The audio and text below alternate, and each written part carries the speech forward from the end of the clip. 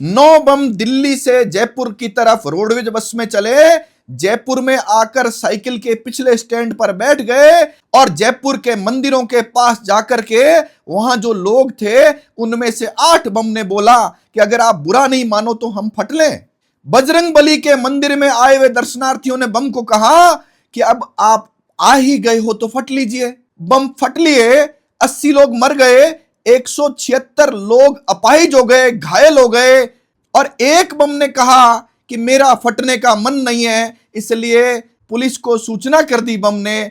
Police आई और उसको diffuse कर दिया। ये मैं कहानी नहीं सुना रहा हूं, ये सच हुआ है ऐसा। पुलिस ने 13 मई 2008 को जो जयपुर में साइकिल विस्फोट हुए थे उनमें सरवर, सैफुद्दीन, सैफ और शाहबाज को पकड़ा। ट्रायल चला, न्यायालय ने फांसी की सजा दी और हाई कोर्ट में अपील लगाई। इन लोगों ने हाई कोर्ट की अपील में एक बहुत घोर ईमानदार डबल एजी राजेंद्र यादव पैरवी कर रहे थे। ऐसे सरकारी वकील जिनको राजस्थान हाई कोर्ट का प्रत्येक वकील जानता है कि 1 रुपया रिश्वत नहीं ली।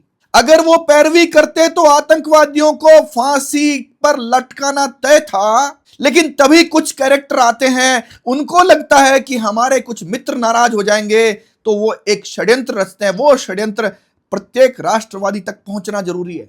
हाई कोर्ट में जब मामला चलता है, कोरोना का समय होता है और अशोक गहलोत मुख्यमंत्री होता है, एडवोकेट जनरल MS सिंघवी होता है, इनके मन में कुछ ख्याल आता है। वो ख्याल कागजों में भी लिखा हुआ है, मैं दिखाऊंगा आपको। इनकी मंशा होती है आतंकवादी छूट जाएं। ये कागजों में स्पष्ट दिख रहा है। ये क्या प्लान करते हैं इनको पता होता है। राजेंद्र यादव तो ऐसा नहीं मानेगा, उन आतंकवादियों के पक्ष में पैरवी डबल एजी होते हुए नहीं करेगा। जनवरी 2022 में घनश्याम सिंह राठौड़ नाम के एक वकील को डबल एजी बनाया जाता है इस काम के लिए। फरवरी 2022 में राजेंद्र यादव को दूसरे कामों में लगाया जाता है और घनश्याम सिंह राठौड़ को इस काम में लगाया जाता है। 1 साल तक केस चलता है। घनश्याम सिंह राठौड़ उस केस में पैरवी करने के लिए एक दिन भी नहीं जाता है। 29 मार्च 2023 को हाई कोर्ट का फैसला आता है, उसमें लिखा जाता है सरकार ने पैरवी ही नहीं की, सरकार का इंटरेस्ट ही नहीं था। और उसके 2 दिन बाद 31 मार्च को राजेंद्र यादव को यह आरोप लगाते हुए हटा दिया जाता है कि इसने आतंकवादियों के खिलाफ ठीक ढंग से पैरवी नहीं की, जबकि कागज कहते हैं कि राजेंद्र यादव को 1 साल पहले ही हटा दिया गया था इस केस से। यह तथ्य मीडिया में नहीं छपे, ढंग से बात जनता को नहीं बताई गई। राजेंद्र यादव भी बदनामी के डर से डिप्रेशन में चले गए। लेकिन सत्य तो सत्य होता है, सत्य सामने आना चाहिए या नहीं, आप खुद तय करिए। अशोक गहलोत जिसने यह ऑर्डर किया, MS सिंघवी जिसके ऑर्डर पर साइन थे, और घनश्याम सिंह राठौड़ जिसको ऑर्डर तो थे लेकिन उसने पैरवी नहीं की, क्या इन तीनों की भूमिका पर NIA की जांच नहीं होनी चाहिए? क्या कौन कराएगा NIA की जांच?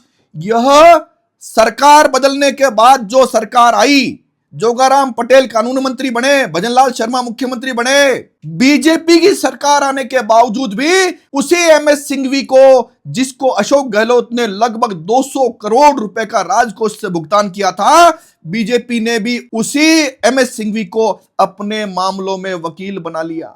उसी घनश्याम सिंह राठौड़ को, जिसने उनको बरी करने में अप्रत्यक्ष प्रत्यक्ष रूप से भूमिका निभाई, उसको लगभग 1 साल तक बीजेपी सरकार में भी डबल एजी रखा। मैं और मेरे सहित भारत और भारत के बाहर रहने वाले प्रत्येक राष्ट्रवादी व्यक्ति से मैं सवाल करता हूं, क्या यह बात नरेंद्र मोदी तक, केंद्रीय गृह मंत्री अमित शाह तक और बीजेपी के राष्ट्रीय अध्यक्ष तक और प्रत्येक देशभक्त व्यक्ति तक, प्रत्येक राष्ट्रवादी व्यक्ति तक पहुंचनी चाहिए, नहीं पहुंचनी चाहिए? क्या यही राम राज्य है? कांग्रेस सरकार में भी मौज करो, करोड़ों रुपए कमाओ, और बीजेपी सरकार में भी मौज करो, करोड़ों रुपए कमाओ। कोई सुनने वाला नहीं है, कोई देखने वाला नहीं है। अरे काले कोट की बदनामी होते होते कहां तक लेके जाओगे?